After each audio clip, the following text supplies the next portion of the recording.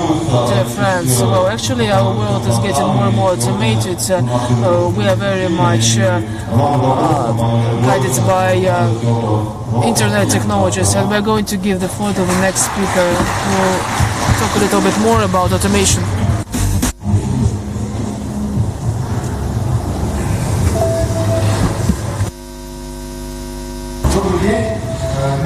Good afternoon, dear all. My name is Roman. I'm very grateful to Roman for meeting me, for inviting me to this conference and give a presentation. As far as I understand, a lot of people are interested in our latest developments. This is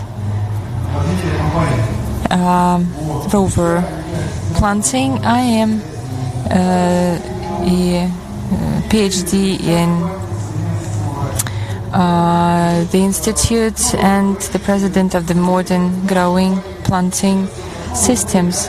Back in 2014 we started developing a device that was called the Smart Dosing device, and we won an accelerator in Technical Park Skolkovo, and the experts believed that it was a very promising project, but 90% of people whom I ever told something about automation of hydroponics were smiling at me.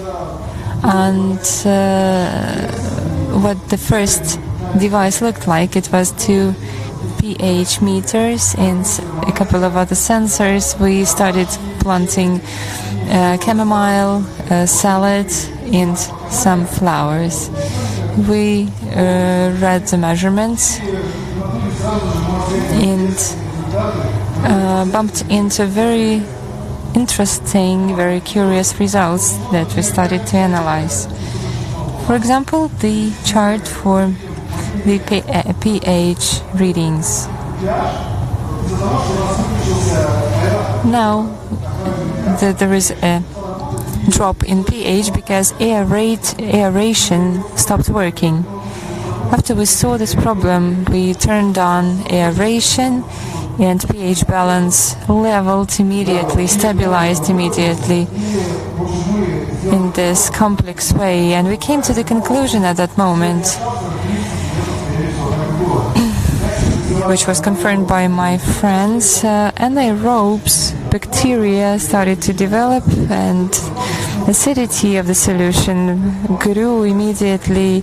So this is how it works. Another experiment that we made after a while was as follows. We created a prototype of a device that could regulate pH, and by adding liquid fertilizers, it read the microclimate, the environment in the farm, because and it simplified our operation, because it was not very easy to watch, to operate a hydroponic device from far away. This device enabled us to have a much better control of the farm, because it supplied water on a regular basis. It also solved the issue of supporting tomato bushes. In addition, it solved the problem of some plants trespassing the frames. It was a very interesting experience that made us wonder what else can be done.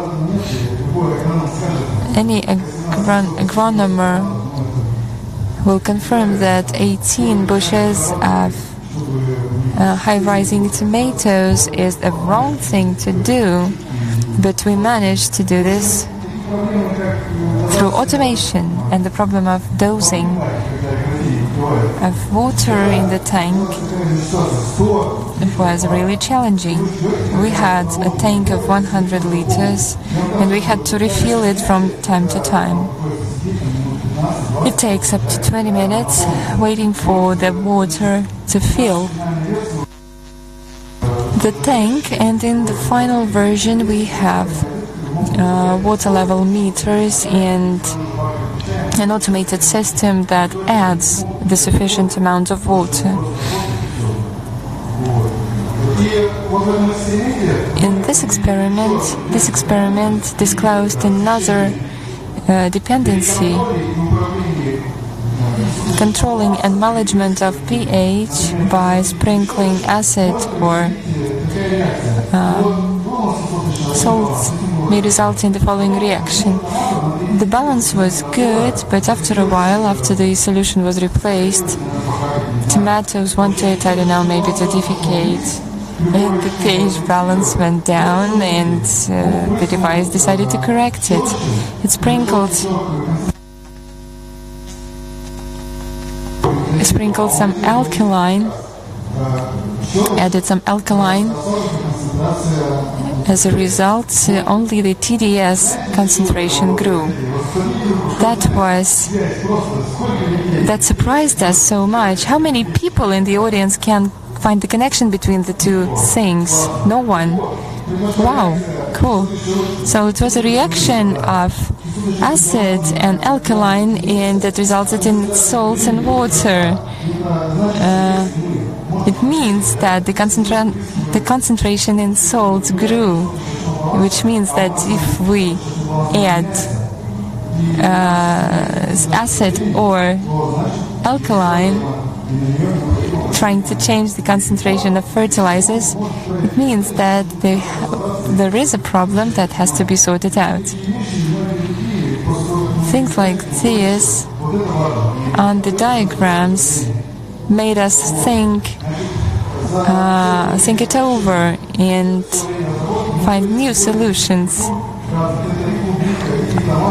In course of development, we grew more than 30 cultures, including salads, potatoes, flowers, vegetables. I enjoy potato. This is a disaster. Really, it takes sodium and aeroponics and light. A bit later I will tell you what we had. So now we have the sensors that give us feedback, so we can study the connection, the dependencies between various parameters. It helps us to optimize the processes and find out more and more about planting. We add new functions to our system. Initially, we only had pumps that enabled us to sprinkle acid or alkaline, but eventually we found out that there are biostimulators that needs to be dosing, and there is aeroponic or flooding, and it's important to feed the right amount of solution to the roots. Our device, I believe, will be very helpful in this case, because in the daytime, if we feed aeroponic solution through the nozzles, takes place at night more rarely than it takes place in the daytime, and it means that every evening and morning you have to change the settings. But here we created a structure and develop specific software defining the profiles for a certain amount of days or time. So settings can be adjusted, which means that we can grow tomatoes within 3 or 4 months without even visiting them. Just it can be done remotely. The only thing to do is to eliminate some leaks or something. To be frank, with Timiryazevskaya Institute, in terms of potato growing, we made an experiment. We wanted to see how much time will be saved for a scientist if they use automated systems. In terms of potato, this is a very complex plant to grow, and initially it required a lot of labor, a lot of handwork, but now everything can be automated with the help of our system. The status bar, the timeline of development. In 2016, we offered the first prototypes on the market. And the first question that we got, well, those devices are very nice, but what is actually the system? Is it going to be hydroponics? Was it going to be aeroponics or what? We started to analyze all of them there and found out that they were not really applicable for commercial purposes, because a device worth a couple of $1,000s is not suitable for, is too expensive for commercial use. So we started to develop shelves, and in 6 months we offered city farming shelves on the market. This was a response to a demand that actually occurs in Russia. Here we have old, outdated lamps. We replaced them with our own technology of liquid cooling without use of aluminium. And you can see this hype on the American market with column solution, vertical solution. It is very interesting also and has a high demand on the market. So we called these modules Grow Pillar and offered them in Russia. We plugged them in to power and developed a modular solution. Now they are in high demand and very welcome. Today these lamps can irradiate in different directions. This lamp has a diameter of 25 millimeters, and there is only 60 centimeters between the columns, and it can be actually further reduced. You can see this module of 30 columns. Beside, you can see a shelf module. So these columns with smaller areas and quite low ceilings enable you to increase the planting area. On 1 square meter of column you can grow like this, and a column like this you can grow up to, well, it will be more. It will be more. The next solution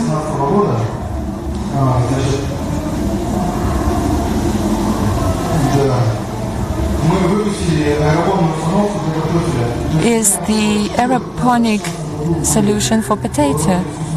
Aeroponic system. When we dealt with Timiryazevsky Academy, we decided we need to automate it, to do something with it. So we implemented the function of automatic feeding of solution recently we've received a lot of requests for Aeroponic. In terms of the Ministry of Education in Novosibirsk, and I come from Novosibirsk, and all these developments come from Novosibirsk, we had a problem of small-scale production of potato in school. So they came to me and they told me that they had a lot of fields, tractors, excavators. They bought it with grants, and they created a microcloning laboratory growing aeroponics with cloned vegetables, and this was amazing. They needed some guarantees from us that it would be working properly and kids will have fun and it will be easier for the kids to grow this. We installed aeroponics systems here. It looks like this. Actually, it's pretty cheap. Here we have sodium lamps, the control panel. the root zones, air conditioning, and we actually did all the pre-installation and commissioned it to the school. It is simple, very simple in terms of maintenance. This system will be launched in March in Novosibirsk because they are waiting for me to come back. Talking about kids, let me say a few words about kids. In 2017 I was asked in Novosibirsk. It turned out that we were the only company that did this complex automation, and I was asked to become the technical expert and develop a complex of farming solutions for kids.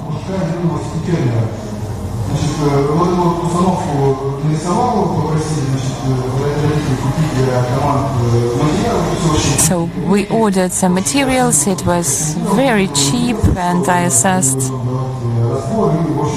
everything.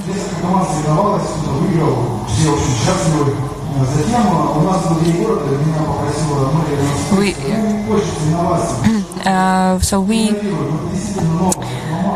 present an innovation of a kind, and I see that a lot of you have a lot of questions. So the mayor asks me the following: it's so nice and so pretty and it's pink, can you present your innovation on the local feast?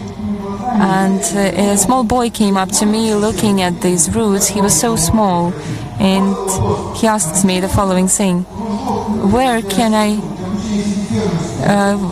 attend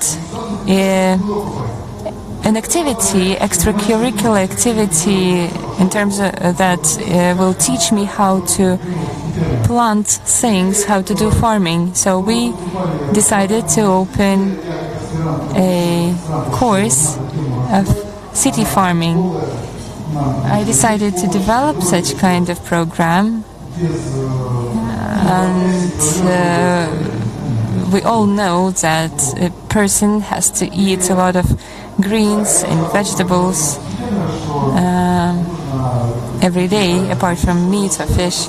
So I decided that that will improve the culture of young kids and prompt the agriculture, because there aren't many people interested in this thing. We are all here because we have the country is agricultural and we need to eat something, but there aren't many enthusiasts among young people, which means that we require more and more city farmers, devoted people interested in this sphere. In September 2017, with 3 schools in Novosibirsk, we concluded contracts about entrepreneurial activities, and a couple of months later, the Ministry of Education issued an order about the ability to do something in schools, but nobody knows how to do this if they don't want to go to jail. If you know what to do and how to avoid being imprisoned, please tell me, because it's a very complicated topic. So we've collected some funds, performed a few workshops. We trained children and organized 3 intensive courses. The school pupils in Novosibirsk were really happy. They were so much involved and so much interested, which means that there is a future for city farming. And to wind up here, I'd like to say that electrical equipment and human health and safety requirements are very important. This system is so safe that we are proud of it. Going back to aeroponics and sodium lamps, you can see here the very smart lights with cooling along the perimeter. You see, on top we have sodium lamps. At the bottom we have these lamps that provide warmth, and they regulate very precisely. For example, 20 degrees is here. Together with power blocks, power supply, we have additional automation. Throughout all these years, since 2014, we've come to the conclusion that we have partners that offer our products on their markets, including Kazakhstan, South Africa, and England, Canada, and that's amazing. That was the market. It's not my fault. And probably because our automating system is very smart. It includes 11 functions, various types, and in 2020 we expect to produce a plug-and-play system. Thank you so much. Thank you. Okay, time for the questions. 3 or 4 questions maximum. Please raise your hands. Grab the microphone.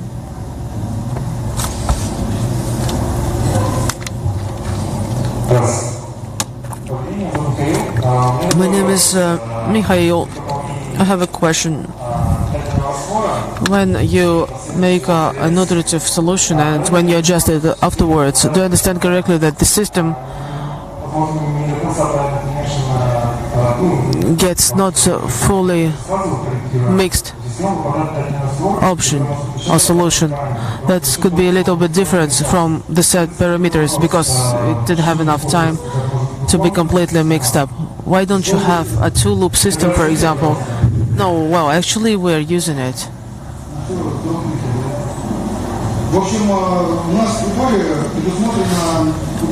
Yes, we also have a possibility to work with the solution in this way. For example, here you have 1 tank, another tank.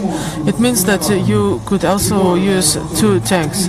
The device can do it. You can have 1 working tank if there is only 1 tank, and preparatory tank as well.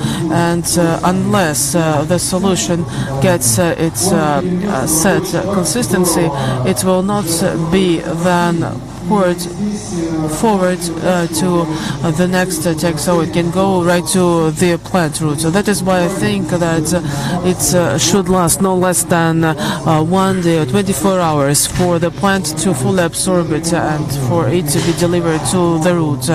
And based on the feedback, this is the conclusion that we made, that exactly we need this amount of time.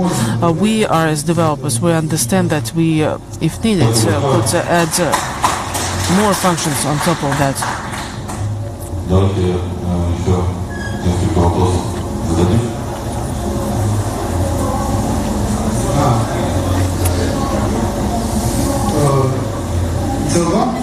CO2, and also one of the market needs or requirements. If you want to maintain the right amount of CO2, you can have a closed loop, and also with other options, but this is the concept that we have, meaning that here we have 2 ways to control the system with CO2 and ventilation. Well, first of all, you can come up with the right amount of CO2, and also if we see that for some reason the system triggers the ventilation, and if it is on and if it is needed, you just can get a sign and switch it off. But at the same time, the system is quite flexible, and it's up to you to decide how to work with it. We can only give you instructions or recommendations. Please use the microphone. As for the vents, I mean, we can talk about it a little bit later.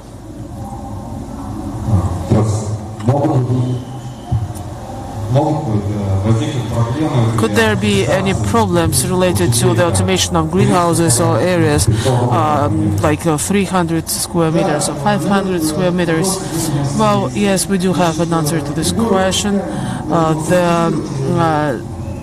The system with all its centers can automate farms of up to 50 square meters. But as for 500 meters and similar farms, it's simply speaking 300,000 salad items.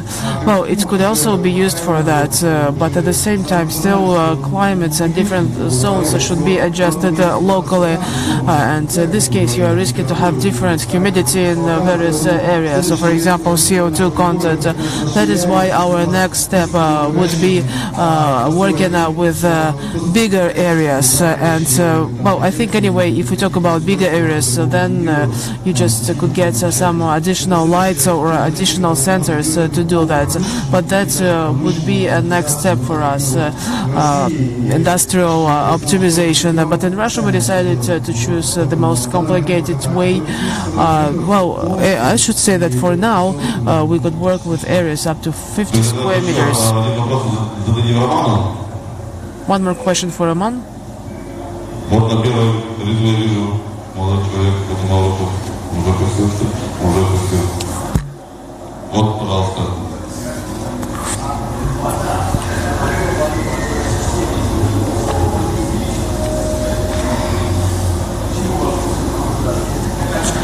Unfortunately, the question is not audible because the speaker is not using the microphone. In order to pour a new solution in the system, first you need to clean the system completely. But what about the consumption rate? I mean, water consumption rate? Just a practical question. Yes, exactly. That's why the system with 2 tanks is the best one, because you supply the system with water within 24 hours. But when you have, if you have a solution in every single gutter, etc., then this kind of system can hardly be automated. Still, it is feasible, but actually the system can both let the water in as well as remove it from the system. I mean, the solution. Yes, in case there are some remains of the solution, you can easily get it rid. I mean, the system can really get rid of that, of all the remains. Thank you very much, Roman. That was really interesting to